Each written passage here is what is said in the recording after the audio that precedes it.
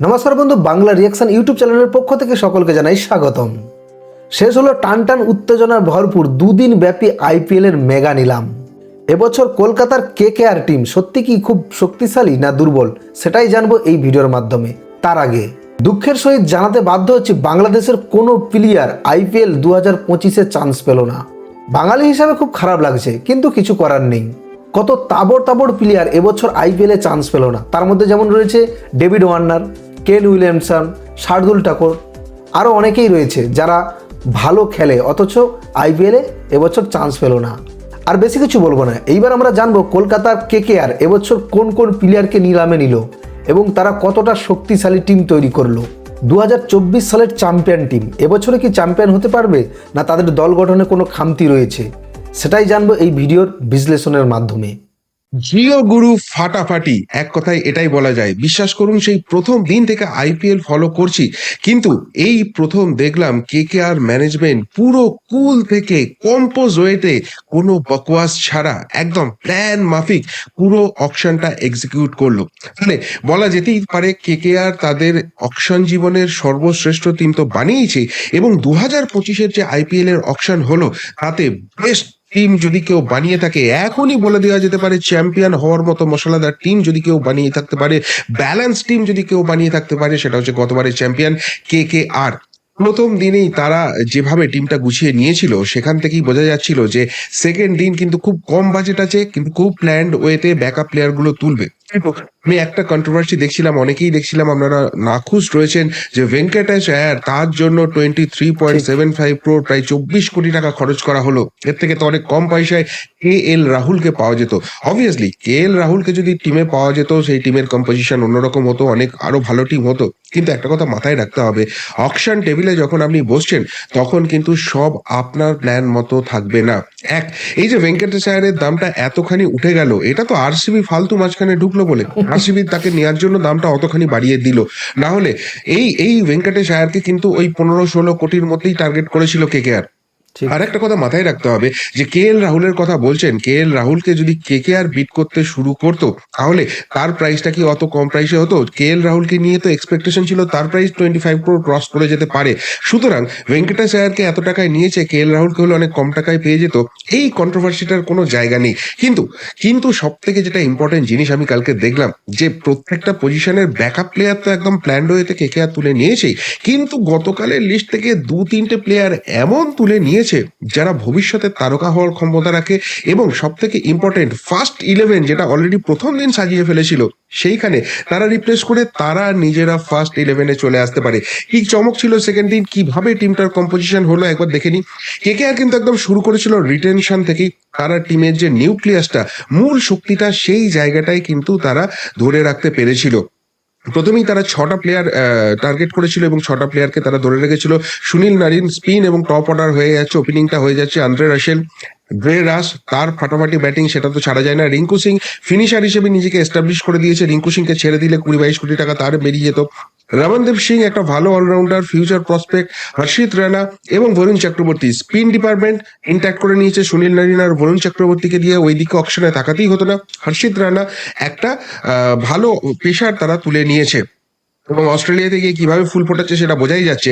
ফলে কেকেআর এর প্ল্যানিংটা ছিল অকশনে যাওয়ার আগে, যে একজন উইকেট কিপার প্লাস ওপেনার এই স্লটে নিতে হবে, একজন অ্যাটাকিং ইয়ং ব্যাট যে নাম্বার 3-তে ব্যাট করবে, একজন ক্যাপ্টেন যে এক্সপিরিয়েন্স ব্যাট নাম্বার 4-এ থাকবে, একটা ইন্ডিয়ান ফাস্ট বোলার তুলতে হবে, এবং একটা ফরেন বোলার তুলতে হবে যেটা ডেথ ওভারে বোলিং করতে পারবে। এবং সেই অনুযায়ী কিন্তু প্রথম দিন তারা এক্সিকিউট করতে শুরু করলো। সুনীল নারিনের সঙ্গে কুইন্টিন ডে কককে নিয়ে এলো 3,60,00,000 টাকায়। এবার এক্ষেত্রে Phil Salt obviously first choice ছিল, কিন্তু ফিল সল্টের জন্য অনেক দূর গিয়েছিল কেকেআর। আরসিবি যেভাবে তাকে এবার নেওয়ার জন্য ঝাঁপিয়েছিল, আরসিবির আবার মাথাভারী দল হয়েছে। আমার ছেলে আরসিবির ভক্ত, ও বলেছে যে আরসিবির টিমটার অ্যানালিসিসও করতে হবে, কালকে ওটা নিয়ে আসছি। যাই হোক, কুইন্টিন ডে কককে ওখানে নিয়ে এসছে। এবং তারপর যেটা অ্যাটাকিং ওয়ান ডাউন ব্যাটসম্যানটা চেয়েছিল, সেটা অঙ্ক্রিস রঘুবংশী, সে কিন্তু গতবার নিজেকে এস্টাবলিশ করে নিয়েছে। ফলে তাকেই ধরে রেখেছে, সে কেকেআর ম্যানেজমেন্টকে চেনে, কেকেআর ম্যানেজমেন্ট তাকে চেনে। ভেঙ্কটেশ আয়ার একটু অবভিয়াসলি হাই প্রাইস হয়েছে, কিন্তু ক্যাপ্টেন এলিমেন্ট পেয়ে গেছে সেখানে ভেঙ্কটেশ আয়ারকে দিয়ে। ট্রাস্টেড নয়, এই জায়গাটা নিয়ে একটু ডাউট থাকতে পারে। তবে একটা কথা নিশ্চয়ই। বলে দিতে পারি, দেখুন এই অকশনটা হয়ে গেল, মানে এবার পরের দুটো এডিশনে কিন্তু মিনি অকশন হবে। যদি দেখা যায় যে ভেঙ্কটেশ আয়ার এই চাপটা নিতে পারছে না, এই টাকায় ছাড়াচ্ছে, তাকে হয়তো গত সামনের বছর রিলিজ করে দিয়ে আবার নতুন করে অপশন করে কম টাকায় তুলতে পারে, বা অন্য প্লেয়ার কিন্তু তুলে নিতে পারে। সুতরাং ভেঙ্কটেশ আয়ার নিয়ে মন খারাপ করার কোনো জায়গা নেই। আবার এই ভেঙ্কটেশ আয়ার গতবার ওই প্লে অফ এবং ফাইনালে কি ইনিংসটা খেলেছিল সেটা মাথায় রাখুন, ভেঙ্কটেশ আয়ার কিন্তু ফিউচার অ্যাসপেক্ট। অন্যদিকে যেটা ইন্ডিয়ান বোলারের স্লট ছিল, সেখানে বৈভব অরোরাকে তুলে নিল 1.8 crore দিয়ে, আর আনরিক্স নর্জে তাকে নিয়ে নিল ডেথ বোলার হিসেবে, যেটা গতবার মিশেল স্ট্রাক করেছে সেই জায়গায় আনরিক্স নর্জে চলে এলো। এর পাশাপাশি প্রথম দিন আরো যেটা খুব ইম্পর্টেন্ট করেছিল, দুটো ব্যাকআপ প্লেয়ার কিন্তু তারা একদম নিশ্চিত করে ফেলেছিল। একটা কুইন্টেন ডি ককের জায়গায় রহমানুল্লাহ গুরবাজ, তাকে 2 কোটি টাকায় বেস্ট প্রাইসে পেয়ে গেছে।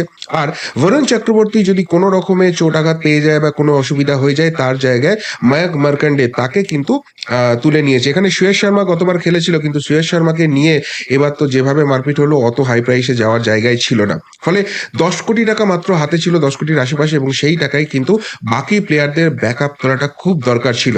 এবং সেখানেই দেখলাম ফার্স্ট রাউন্ড যেটা অকশনটা হলো, মানে অ্যাক্সিলারেটেড অকশন আসার আগে, সেখানে খুব খুব ট্যাক্টফুলি কিন্তু 3টে প্লেয়ার তুললো, এবং বাকি প্লেয়ারগুলোর সময় আমি কেকেআর এর ক্যাম্পটাই ফলো করছিলাম এই জিও টিভিতে। সেখানে কিন্তু টেবিল একদম রিল্যাক্স হয়ে বসে আছে যে আমাদের প্লেয়ার আমরা তুলে নিয়েছি, আমাদের কিছু দরকার নেই। যেটা প্রথমেই করলো, মনীষ পান্ডেকে নিয়ে এলো।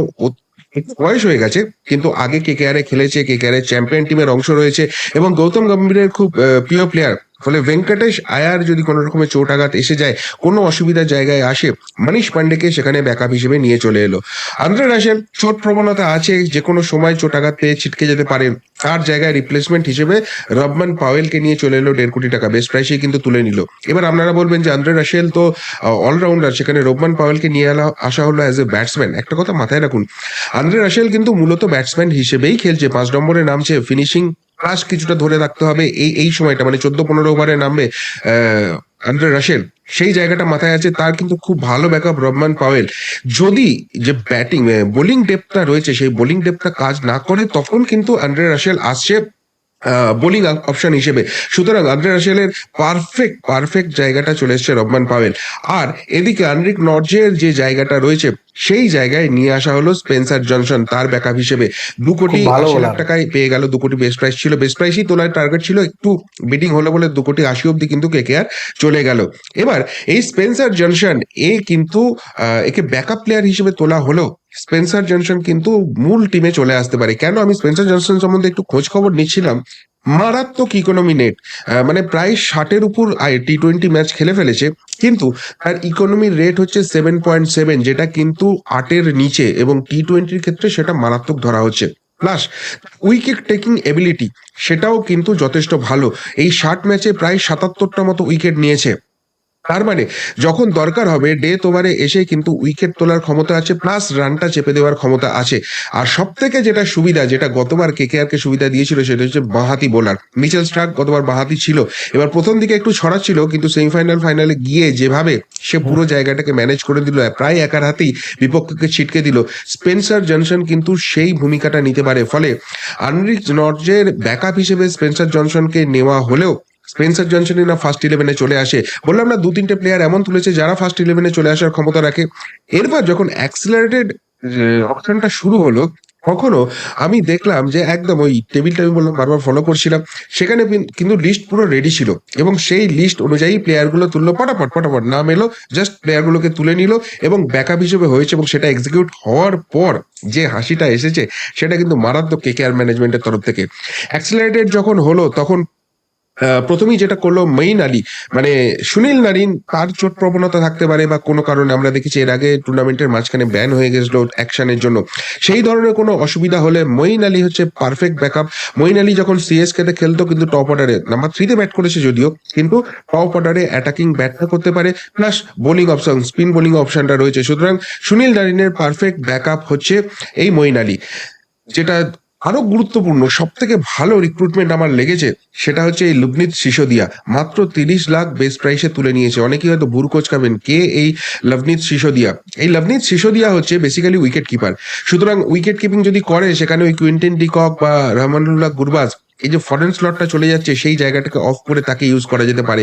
প্রচন্ড অ্যাটাকিং ব্যাট করতে পারে, টপ অর্ডারে ব্যাট করার ক্ষমতা রেখেছে এবং সব থেকে গুরুত্বপূর্ণ যেটা ইতিমধ্যেই ও করে ফেলেছে 50 ওভারের ক্রিকেটে ট্রিপল সেঞ্চুরি, যেটা খুব রেয়ার ব্যাটসম্যান করতে পারে। কতখানি অ্যাটাকিং খেলতে পারলে এই জায়গাটা করতে পারে সেইটা কিন্তু লভনীত সিসোদিয়া করে দিয়েছে। ফলে ফিউচার স্টার বলা যেতেই পারে এবং কোনো কারণে যদি অঙ্কুশ রঘুবংশী ফ্লপ করে লভনীত সিসোদিয়া চলে আসতে পারে এবং সে কিন্তু এই জায়গাটা একটা ফিউচার স্টার হিসেবে আসছে। এরপর যেটা খুব ইম্পর্টেন্ট ছিল সেটা হচ্ছে রিঙ্কু সিং এর ব্যাকআপটা নেওয়া। অজিঙ্ক রাহানেকে নিয়ে নিল, এক্সপিরিয়েন্স প্লেয়ার। এবার অনেকেই বলবেন অজিঙ্ক রাহানের ফর্মটা পড়ে গেছে, কিন্তু চেন্নাইয়ে গতবার যে খেলাটা খেলে দিয়েছে, ফিনিশার হিসেবে যে জায়গাটা করেছে অজিঙ্ক রাহানে, কিন্তু রিঙ্কু সিং তো অবভিয়াসলি ফার্স্ট ইলেভেনের প্লেয়ার হচ্ছে, কিন্তু কোনো কারণে অফ ফর্ম হয়ে গেলে বা কোনো ঝামেলা হলে অজিঙ্ক রাহানে কিন্তু সেখানে একটা বড় অপশন হতে পারে। আবার যেটা রমনদীপ সিং আছে, রমনদীপ সিং মূলত মিডিয়াম ফাস্ট বল করে, সুতরাং যদি স্পিনিং ট্র্যাক হয় রমনদীপ সিং এর একটা অল্টারনেটিভ হিসেবে অনুকূল রায় চলে এলো। ওমরান মালিক এটা একটা গুড চয়েস হয়েছে, কেননা যেটা হর্ষিত রানা এবং বৈভব অরোরা দুটো পেসার আছে, তাদের কারো চোট এসে গেলে, কোনো অসুবিধা হয়ে গেলে ওমরান মালিক ডেফিনেটলি কিন্তু তাদের একটা অল্টারনেটিভ হতে পারে। আবার এমনও হতে পারে নেটে ওমরান মালিক এদের থেকে বেটার বল করলো, ফার্স্ট ইলেভেনে কিন্তু চলে এলো। ওমরান মালিকের কিন্তু এক্সপিরিয়েন্স আছে টি-20-তে। ফলে সব মিলিয়ে দেখুন 11টা প্লেয়ারের মধ্যে 10টা পজিশন বলবো না, 11টা পজিশনের ব্যাকআপ হয়ে গেছে, মানে হর্ষিত রানা আর বৈভব অরোরার ব্যাকআপ ওমরান মালিককে নেওয়া হয়েছে। অর্থাৎ প্রত্যেকটা পজিশনের ফার্স্ট ইলেভেন তো তৈরি আছেই, ফার্স্ট ইলেভেনের পাশাপাশি কিন্তু একটা অল্টারনেটিভ ইলেভেনও প্রায় তৈরি করে ফেললো কেকেআর, যেটা খুব ইম্পর্টেন্ট। খুব ব্যালেন্স টিম হয়েছে। কেউ চোট আঘাত পেয়ে গেলে, কোনো কারণে ছিটকে গেলে, কোনো কারণে অফ ফর্ম হয়ে গেলে প্রত্যেকটা পজিশনের জন্য কিন্তু অল্টারনেটিভ প্লেয়ার আছে। এবার আপনারা বলবেন এদেরও যদি অফ ফর্ম চলে যায়, হ্যাঁ ব্যাড লাকটা খারাপ হতেই হবে, সেখানে কিছু বলার নেই। চ্যাম্পিয়ন্স লাক বলে একটা ব্যাপার আছে, সেটা থাকবে না, এটাই মেনে নিতে হবে। এইবার সব থেকে গুরুত্বপূর্ণ যে ব্যাকআপ প্লেয়ারগুলো তোলা হলো, সেই ব্যাকআপ প্লেয়ারগুলোর জন্য কিন্তু যে ইম্প্যাক্ট প্লেয়ারের লিস্ট, সেটা কিন্তু খুব ইম্পর্টেন্ট হলো। ইম্প্যাক্ট প্লেয়ার মানে আপনারা জানেন যে ম্যাচের সিচুয়েশন অনুযায়ী কোনো একটা সময়ে একজন প্লেয়ারকে রিপ্লেস করে দিয়ে আর একটা প্লেয়ারকে নামানো যেতে পারে। এবার দুটো কন্ডিশন হতে পারে। প্রথমেই হচ্ছে যে ইম্প্যাক্ট প্লেয়ার লিস্ট, যেটা যদি প্রথমে আমরা ব্যাট করছি সেই ব্যাটিং এর অবস্থাতে, তার মানে আমরা রানটাকে আমাদের ডিফেন্ড করতে হবে। সুতরাং সেখানে দেখুন ইম্প্যাক্ট প্লেয়ারের লিস্টটা কি সুন্দরভাবে দাঁড়াবে। যদি সেটা স্পিনিং ট্র্যাক হয় তাহলে কিন্তু মায়াঙ্ক মার্কান্ডে অবভিয়াসলি চলে আসছে, সেখানে ওই অঙ্কুশ রঘুবংশীকে বসিয়ে দিয়ে তার জায়গায় মায়াঙ্ক মার্কান্ডেকে নিয়ে চলে আসালো, একটা স্পিনিং অপশন ঢুকে গেল। যদি ফার্স্ট ট্র্যাক হয় সেখানেও ওমরান মালিককে নিয়ে চলে আসতে পারবে, এই একটা ভালো অপশন চলে এলো। এইবার আর একটা জায়গা রয়েছে, ধরুন গতবার এরকম সিচুয়েশন কিন্তু হয়েছে যে 23 রানে 4 উইকেট পড়ে গেছে। যেহেতু অ্যাটাকিং ব্যাটিং লাইন আপ হয়েছে, কোনো কোনো দিন ফ্লপ করতেই পারে, পুরো টপ অর্ডারটা ধসে গেছে। এবং আমি সেটা গতকালই বলছিলাম যে একটা কিন্তু কনসার্নের জায়গা রয়েছে, যে খুব এক্সপিরিয়েন্স ব্যাটসম্যান যে খেলাটাকে ধরতে পারবে, এই রিঙ্কু সিং বা আন্দ্রে রাসেল, এরা ধরুন 14-15 ওভারে এলো, তারপর কিন্তু ম্যাচটাকে টেনে নিয়ে যেতে পারবে। কিন্তু ওই 6 ওভারের মধ্যে 4 উইকেট পড়ে গেছে, এই জায়গা থেকে এদের কিন্তু খেলাটাকে টেনে নিয়ে যাওয়া, ভালো স্কোরটাকে নিয়ে যাওয়া চাপ আছে। সুতরাং সেই জায়গায় কিন্তু মনীষ পান্ডে বা অজিঙ্ক রাহানে যে কোনো একজন কিন্তু চলে আসতে পারে এবং তারা কিন্তু খেলাটাকে ধরতে পারে। সেই সিচুয়েশনের জন্যও কিন্তু ইম্প্যাক্ট প্লেয়ারের লিস্ট তৈরি হয়ে আছে। আবার যদি কোনো কারণে দেখা যায় যে খেলতে খেলতে এই আনরিক নর্চে বা স্পেন্সার জনসন এরা কেউ আছেন, এরা চোট পেয়ে গেছেন, বা একটা পিচ অ্যাসেসমেন্টে কোথাও গিয়ে ভুল হয়ে গেছে, এই পিচটা ঠিক ফাস্ট পিচ নয়, স্পিনিং পিচ রয়েছে, সেক্ষেত্রে কিন্তু অল্টার করে দিয়ে, কেননা আমার পেশার হিসেবে থেকে যাচ্ছে বৈভব অরোরা, হর্ষিত রানা বা উমরান মালিক, এরা রয়ে যাচ্ছে, আন্দ্রে রাসেল রয়ে যাচ্ছে। তো এদের কাউকে একটা তুলে দিয়ে কিন্তু মঈন আলীকে সেখানে ইম্প্যাক্ট প্লেয়ার হিসেবে নামিয়ে দেওয়া যেতে পারে। সুতরাং first impact player list batting first এর ক্ষেত্রে যথেষ্ট ভালো রয়েছে। এবার আবার এদেরও অল্টারনেটিভ কিন্তু তৈরি থাকছে। অনুকূল রায়, স্পেন্সার জনসন, অজিঙ্ক্য রাহানে বা রোহমান পাওয়েল, এদের কাউকেও কিন্তু নিয়ে আসা হতে পারে। মানে ধরুন ভালো রান প্রথমে হয়েছে, তারপর রিঙ্কু সিং আর আন্দ্রে রাসেল তারা ফ্লপ করে গেছে, 14-15 ওভার হয়েছে, পড়ে গেছে। সেই জায়গাতে দেখুন রোহমান পাওয়েলকে কিন্তু নামিয়ে দেওয়ার চান্স আছে, একটা পাওয়ার হিটিং করে দেবে এবং সেখান থেকে রানটাকে টেনে নিয়ে চলে যেতে পারে। সুতরাং ইম্প্যাক্ট প্লেয়ারের লিস্ট যেটা রয়েছে, যদি ব্যাটিং ফাস্ট করতে হয়, রান ডিফেন্ড করতে হয়, সেই ইম্প্যাক্ট প্লেয়ারের লিস্টটাও কিন্তু মারাত্মক করে ফেলেছে।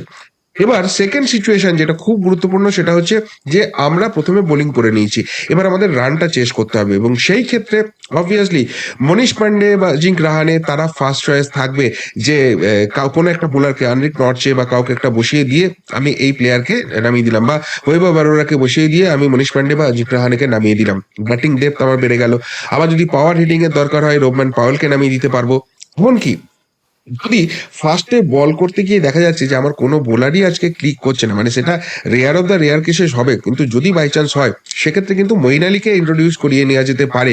কেননা প্রথমে 2-3 ওভার বল করে নিয়েছে, মার খেয়ে গেছে কোনো পেসার, আনরিক নর্চেকে বসিয়ে দেওয়া হলো, বসিয়ে দিয়ে মঈন আলীকে তুলে নিয়ে চলে আসা হলো, তাহলে কিছুটা স্পিন বোলিংও করিয়ে দিতে পারলো, আবার টপ অর্ডারে কিন্তু ব্যাটসম্যান হিসেবেও চলে আসতে পারলো, একটা পিন চিটিং এর ব্যাপারও চলে এলো।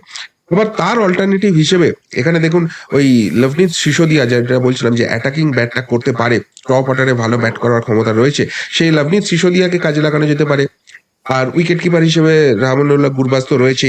এমনকি স্পিনিং আমার ফার্স্ট পিচ, ওই বললাম ফার্স্ট পিচ মনে করেছি, কিন্তু হয়ে গেছে স্পিনিং পিচ, ঠিক ফাস্ট বোলাররা কাজ করছে না, মায়াঙ্ক মার্কেন্ডাকে নিয়ে আসা যেতে পারে, আমার ফাস্ট বোলাররা মার খাচ্ছে, উমরান মালিককে নিয়ে আসা যেতে পারে। So lots of options basically, মানে একটা ব্যালেন্স টিম করতে গেলে শুধুমাত্র ফার্স্ট 11 নয়, ফার্স্ট 11 তো আমি ধরে খেলছি, কিন্তু তাদের কারোর অফ ফর্ম হয়ে যেতে পারে, কারোর চোট লেগে যেতে পারে, কোনোদিন কারোর পিক না করতে পারে, কোনো কারণে অসুবিধা হয়ে যেতে পারে, ইন্টারন্যাশনাল ডিউটি এসে গেল, আমি খেলতে পারছি না সেই সময়, যদিও খুব বেশি ইন্টারন্যাশনাল ম্যাচ নেই, কিন্তু তা সত্ত্বেও এইসব সিচুয়েশনকে আমাকে ধরে কিন্তু এগোতে হবে এবং সেই প্রত্যেকটা জায়গার জন্য কিন্তু অল্টারনেটিভ তৈরি আছে, ইম্প্যাক্ট প্লেয়ার লিস্ট তৈরি আছে। এবং সব থেকে বড় কথা, গতবার যে টিমটা চ্যাম্পিয়ন করেছিল, অনেক খেটে খুঁটে 3 বছর ধরে চন্দ্রকান্ত পণ্ডিতরা তৈরি করেছিলেন, সেই টিমটাকেই প্রায় ধরে রাখা গেছে। ভেঙ্কটেশ আয়ার অবভিয়াসলি, আবারও বলছি এটা কনসার্নের জায়গায়, এতখানি প্রাইস অনেকেই খুঁতখুত করছেন, কিন্তু আবারও বলছি যে এই ওই অকশন টেবিলে বসে 100% আপনার প্ল্যান কিন্তু এক্সিকিউট করবে না, কিন্তু এবার কেকেআর যেটা খুব গুরুত্বপূর্ণ করেছে, অ্যাটলিস্ট 95 to 96% নিজেদের প্ল্যানকে কিন্তু এক্সিকিউট করিয়ে নিয়েছে, which is very important. So management কিন্তু খুব ভালো একটা টিম উপহার দিয়েছে, খুব ভালো অকশন করেছে। কেকেআর এর জামানার, কেকেআর এর ইতিহাসের সর্বশ্রেষ্ঠ টিম তারা অকশন থেকে করে ফেলেছে। এবং সব থেকে বড় কথা, এত ব্যালেন্স, ব্যাটিং ডেপথ 7-8 নম্বর অব্দি রয়েছে, বোলিং ডেপথ মানে 4-5 জন তো আমার প্রমিনেন্ট বোলার রয়েছেই, তার অল্টারনেটিভ 2-3 জন 4 জন করে অপশন আমার টিমে রয়েছে, এর থেকে ব্যালেন্স টিম হতে পারে না। এবং প্রত্যেকেরই কিন্তু T20-তে ইম্প্যাক্ট রয়েছে, অ্যাটাকিং খেলার ক্ষমতা রয়েছে, বোলিং এর ক্ষেত্রে বলটাকে রানটাকে চেপে দেওয়ার ক্ষমতা, উইকেট টেকিং এবিলিটি সব মিলিয়ে কিন্তু খুব ভালো হয়েছে। ব্যাটিং ডিপার্টমেন্ট রয়েছে, উইকেট কিপার ভালো, স্পিন বোলিং এর ডিপার্টমেন্ট তো অত্যন্ত ভালো, ফাস্ট বোলিংও যথেষ্ট ভালো হয়েছে, তোমার বোলিং আছে, ওপেনিং এর বোলিং রয়েছে, সব মিলিয়ে কিন্তু খুব ব্যালেন্স টিম করেছে।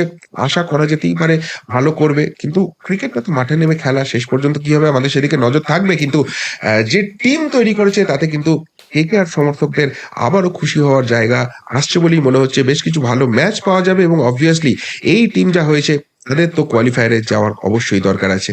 আপনাদের কি বিশ্বাস, কেমন হলো টিম, এবং শেষ পর্যন্ত এই টিম কি আবারও টিমকে চ্যাম্পিয়ন করার স্বপ্ন দেখাতে পারবে? উত্তরটা অবশ্যই কমেন্ট বক্সে কমেন্ট করে জানাবেন। এখনকার মতো এখানেই শেষ করলাম, ফেরত আসছি নতুন প্রতিবেদন নিয়ে খুব তাড়াতাড়ি। ভালো থাকবেন, সাথে থাকবেন, পাশে থাকবেন। সত্যি কথা বলতে বন্ধু, ভেঙ্কটেশ আয়ারকে নিয়ে আমারও একটু ডাউট রয়েছে, কারণ এত টাকা দিয়ে নেওয়া হয়েছে যে প্লেয়ারকে, সত্যি কথা বলতে সে প্লেয়ারকে কি কারণে এত টাকা দিয়ে নেওয়া আছে আমি কিছু বুঝতে পারছি না।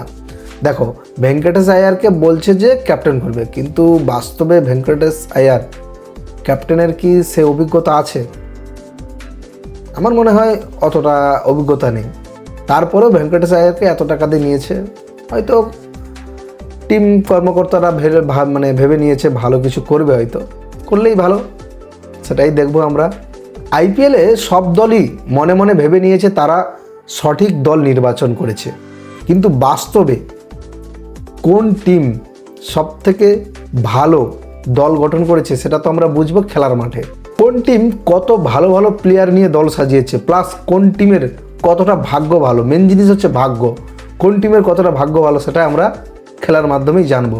আমি মনে প্রাণে আইপিএলে কলকাতার কেকেআরকে সাপোর্ট করি, কারণ আমি কলকাতার বাসিন্দার, কেকেআরকে তো সাপোর্ট করতেই হবে। বন্ধু, তুমি কোন টিমকে সাপোর্ট করো? যদি কেকেআর বাদে অন্য কোনো টিম হয় তবে নিচে কমেন্ট করে জানিয়ে দিও। আজ তবে এই পর্যন্ত, আবারও দেখাবে নতুন কোনো ভিডিওর মাধ্যমে। এখন জানাই টাটা, তোমরা সকলে ভালো থেকো।